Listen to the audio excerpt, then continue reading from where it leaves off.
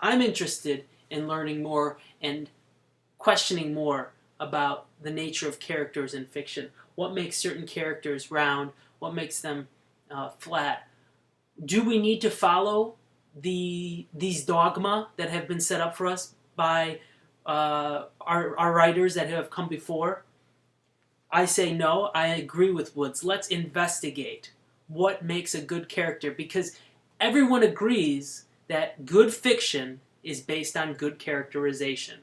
Shakespeare, perhaps the quintessential author of characters, the cast of characters, the depth of each one. And yet, Woods argues that what makes a character interesting is psychological motivation. And Shakespeare withholds that information from us. And so it's not so much what a novelist says or writer says about his character, but what he doesn't say about his character. And Shakespeare's characters intrigue us because we're not exactly clear on why Hamlet wants to kill his stepfather. We have ideas, we have a list of reasons possibly, but we don't know the true source of Hamlet, whether he's mad, whether he's jealous, whether he's angry, whether he's following his father's orders. And this is what makes certain characters intriguing. But Woods is going to follow a pretty hard line throughout how fiction works. And this line is his belief in something he calls free indirect style. It's a technique that writers use, and he defends this style because he believes it is the evolution of the art of novel writing. I'm going to describe what he means by free indirect style a little bit. We are talking about when an author channels his characters through his narrative. Okay? Imagine a third-person narrative. Okay, so we're talking third person. He does this, she does this. The narration is described through that character's optic, through that character's eyes. The language is reflected in the character. The metaphor. We're not using the author's metaphors, we're using the character's metaphors. So when an author describes a scene, he's describing it through a certain character's eyes. Now, this technique, Woods argues, this technique called free indirect style. Woods argues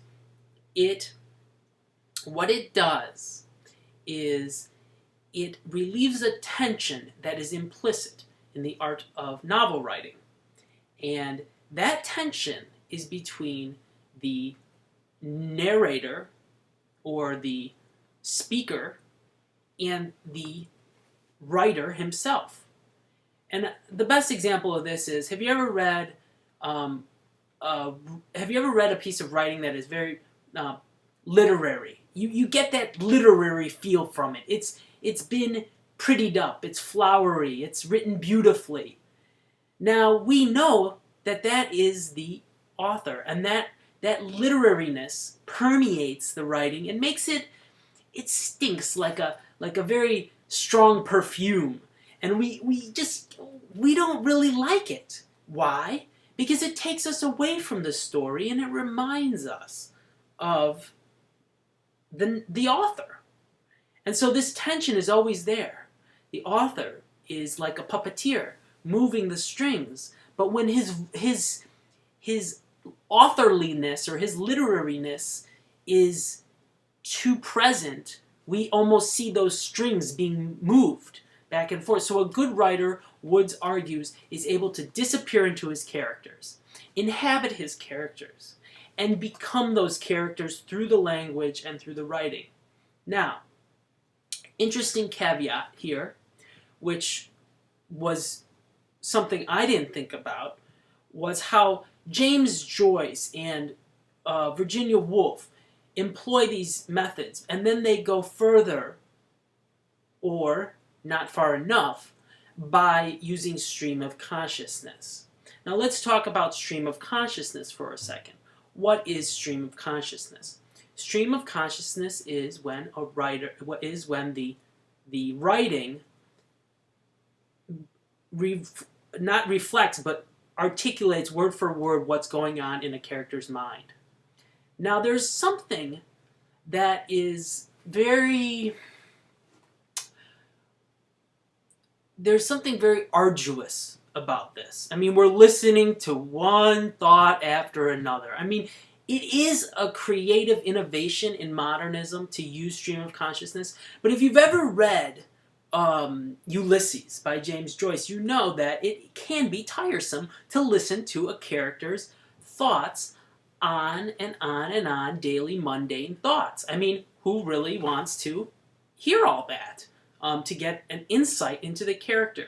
Now, what free indirect style does, as a sort of innovation on this innovation, it will synthesize the perspective of the character and employ the author's art to get across that character's perception.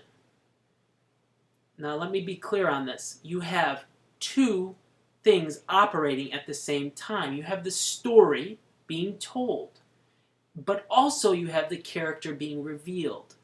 What you have, in essence, is a give and take. The author will borrow words from his character. The author will at times use his own language. So we have a give and take between a dance, if you will, between the character and the author. And this, according to Woods, is the most effective. Now this goes for third-person narrative. We're not talking first person.